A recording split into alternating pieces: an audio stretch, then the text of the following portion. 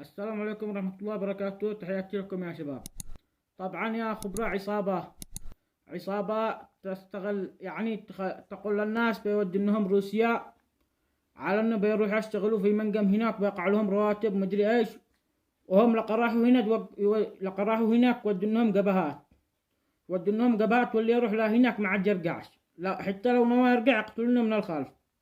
فحذاري حذاري لأي واحد يجي يقول لك روح تعال نوديك روسيا تشتغل وذا، انت لا ترضي، امسكهم من قحره بس وارقم لبعيد، لانه رب الكعبة انه قد ماتوا 150 واحد ومدرك، يعني ضحايا مليان لهناك.